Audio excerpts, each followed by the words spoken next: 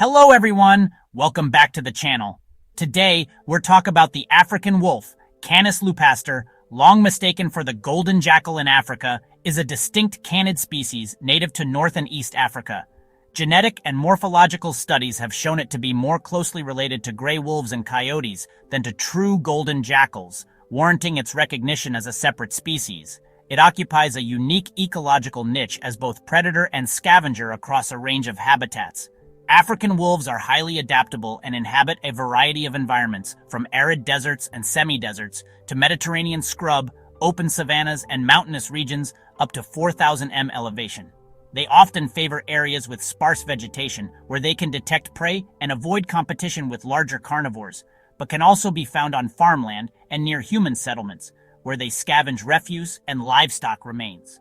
Adults stand about 40 to 50 centimeters at the shoulder, with a head body length of 90 to 110 centimeters and a tail 30 to 40 centimeters long.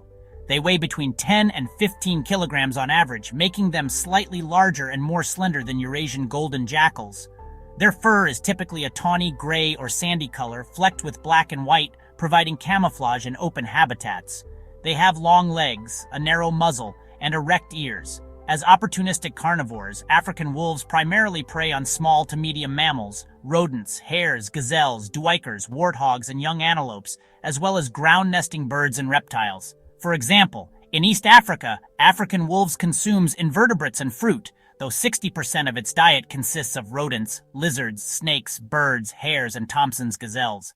During the wildebeest calving season, African wolves will feed almost exclusively on their afterbirth. In the Serengeti and Ngorongoro crater, less than 20% of its diet comes from scavenging. They readily scavenge livestock remains and larger carcasses, often following larger predators or human settlements for easy meals. Their flexible diet helps them persist in harsh environments. Typically, African wolves form monogamous pairs that defend a territory year-round. Pairs sometimes associate loosely with offspring or other relatives, but do not form the large packs characteristic of gray wolves. The breeding season varies by region, but often peaks in the cooler months. After a gestation of around 60 to 63 days, females give birth to litters of 2 to 6 pups in dens dug into banks or among boulders. Both parents, and often older offspring, participate in feeding and caring for the young. Adult African wolves face few natural predators. However, pups and juveniles may fall prey to larger carnivores such as hyenas, leopards, and eagles. Humans pose the greatest threat through habitat conversion, persecution for livestock depredation, and road mortality. Disease transmission from domestic dogs is also a serious concern. Genetic analyses indicate that the African wolf diverged from a common ancestor with the Holarctic gray wolf and coyote roughly 1.0 to 2.5 million years ago. Fossil evidence suggests jackal-like canids have inhabited North and East Africa for hundreds of thousands of years, adapting over time to arid and semi-arid conditions. Only recently did researchers recognize that these African canids represent a distinct lineage rather than populations of golden jackals. The African wolf's range extends from Senegal and Mauritania and West Africa, across the Sahel and East Africa, to the Horn and into the highlands of Ethiopia and Sudan. It is absent from equatorial rainforest zones in the deep Sahara, but persists in agricultural margins and protected reserves where prey and water are available. In many rural African communities, the wolf features in folklore as both trickster and guardian of the wild. Tales often describe its howls as omens or spiritual messages.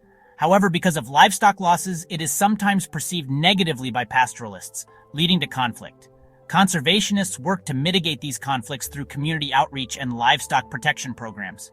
Exact population figures are not well documented, but the African wolf is generally considered near threatened due to ongoing human-wildlife conflict and habitat loss. Local studies estimate several thousand individuals remain, with strongholds in arid protected areas and mountainous regions where human density is low. Conservation efforts focus on clarifying species distribution, reducing persecution through education, and preserving habitat corridors. Pilot programs in Ethiopia and Kenya have introduced guard dogs and improved herding practices to protect livestock, thereby diminishing retaliatory killings. While full-scale rewilding is not yet underway, maintaining genetic connectivity across its range and safeguarding key habitats are critical first steps toward long-term recovery.